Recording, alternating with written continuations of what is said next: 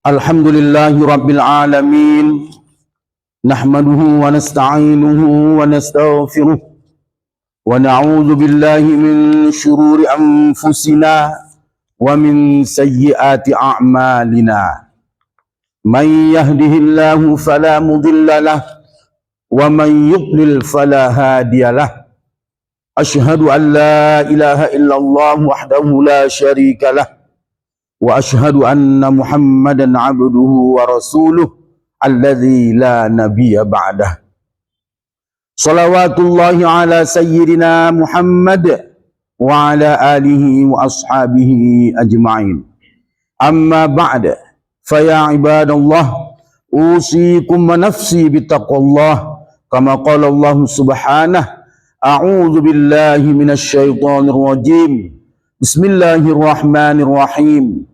Ya ayyuhalladzina amanu taqullaha haqqa tuqatih wa la tamutunna illa wa antum muslimun. Shadaqallahul azim.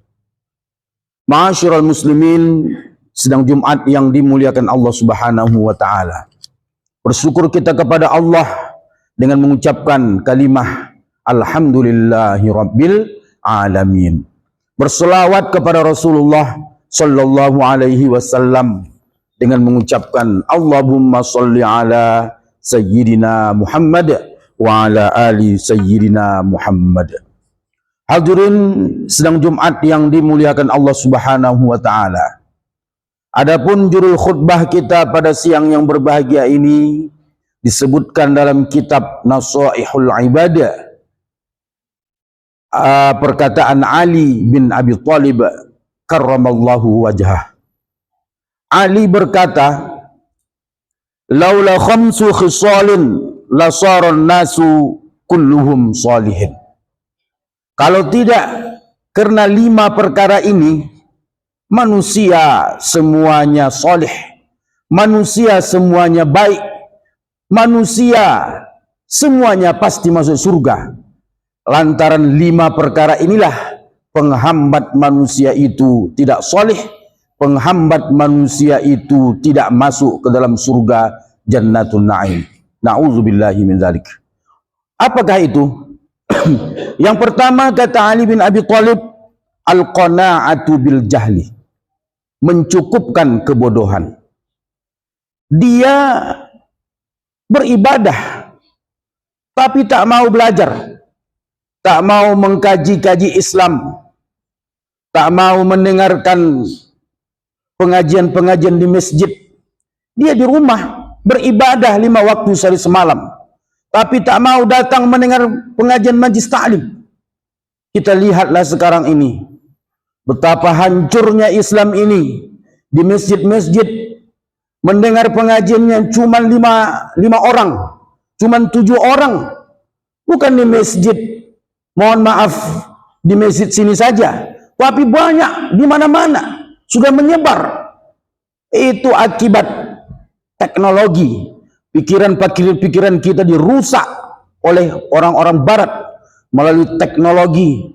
Teknologi ini sangat berbahaya. Teknologi menghancurkan keturunan kita, anak dan cucu kita, mulai dari game online sampai mulai anak-anak sampai nenek-nenek. Hadirin jamaah yang dimuliakan oleh Allah Subhanahu wa taala. Al-qana'atu bil jahli, mencukupkan kebodohan.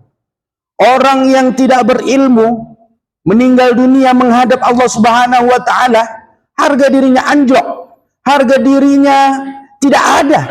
Aku beribadah ya Allah, mana ilmumu? Mana apa yang kau baca-baca? Udah paham yang kau baca itu? Bagaimana bacaan-bacaan salatmu? Bagaimana kekhusyuanmu? Bagaimana ilmu pengetahuan tentang Islam? Ditanya semua. Itulah yang kita hadapkan kepada Allah Subhanahu wa taala. Selain dari itu juga, manusia banyak kadang-kadang habis sholat lintang pugang lunggang langgang cepat kali keluar seperti kucing mengejar tikus. Tidak sempat lagi zikir-zikir, mengucapkan subhanallah dari mulutnya itu pun tak sempat lagi. Hadirin jamaah yang dimuliakan Allah Subhanahu wa taala, Islam tidak seperti itu. Islam harus banyak belajar. Islam harus banyak beribadah. Islam harus banyak ingat kepada Allah Subhanahu wa taala. Islam harus mengetahui tentang keutamaan menuntut ilmu. Di antaraddu fatata'allamu baban minal ilm khairum min an tusalliya mi'ata raka'atin. Orang yang berpagi-pagi belajar menuntut ilmu lebih baik ketimbang dia solat sunat 12 rakaat. Kita mohon maaf lebih baik orang yang belajar itu ketimbang orang yang beribadah sebanyak 100 rakaat. Ada orang 100 rakaat solat, dia ada orang mendengarkan majlis taklim cuma 1 jam. Lebih baik, lebih bagus ibadahnya orang yang mendengarkan majlis taklim 1 jam duduk ketimbang solat bolak-balik lintang pukang lunggang langgang selama 100 rakaat. Hadirin jamaah yang dimuliakan oleh Allah Subhanahu wa taala. Sampai-sampai kata Ali bin Abi Thalib, la yazalud din wad dunya qaimain. Sesungguhnya senantiasa agama dan dunia ini kokoh. Agama dan dunia ini kokoh selama ada 4 perkara. Yang pertama, madamatil ulama'u ya'maluna bima amilu.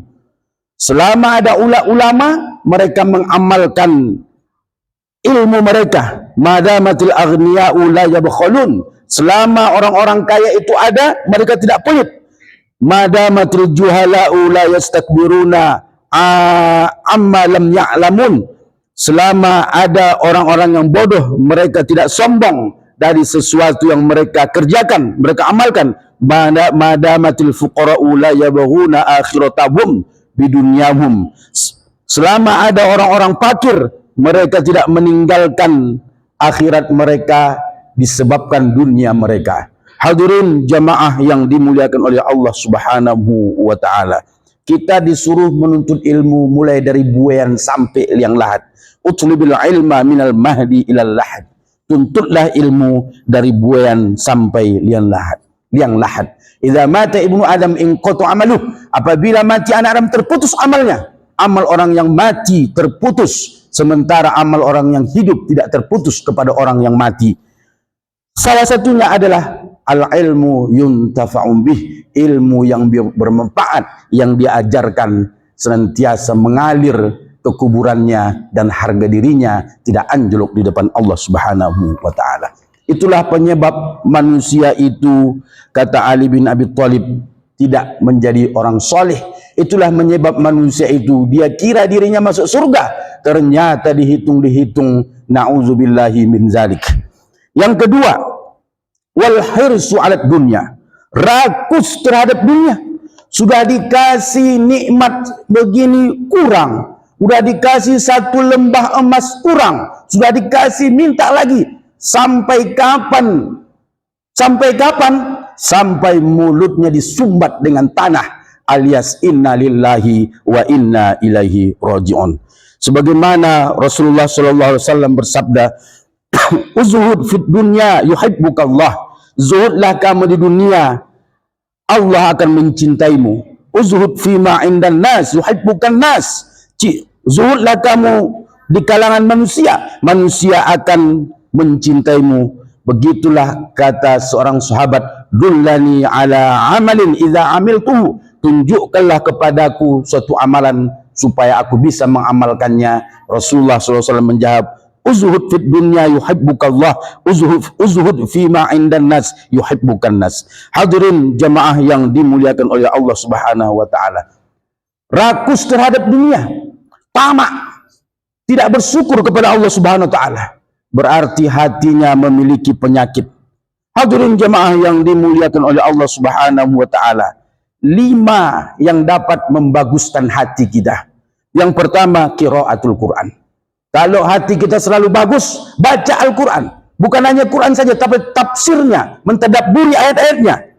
Yang kedua, wa khala'ul batn, senantiasa mengosongkan perut, yaitu banyak berpuasa. Ramadan sudah kita tinggalkan. Ramadan, qiyamul lail, sedekah, i'tikaf, dan berbagai macam amal ibadah yang kita kerjakan di bulan suci Ramadan. Bukan begitu saja kita tinggalkan, tetapi masih ada puasa-puasa yang lain, Senin Kamis, puasa bulan Arab, setiap bulan Arab, 13, 14, 15 setiap bulan Arab, Yaumul Abyad, puasa putih, dan puasa-puasa yang lain, dan ibadah-ibadah yang lain yang harus itu kerjakan. Terus qiyamul lail, melakukan qiyamul lail, wa tadarru'u 'inda sahur, merendahkan diri ketika waktu sahur, merendahkan diri ketika waktu sahur di depan Allah Subhanahu wa taala, wa majalisatul salihin wa aklul halali, dan melakukan majlis-majlis salih dan memakan yang dihalalkan oleh Allah Subhanahu wa taala.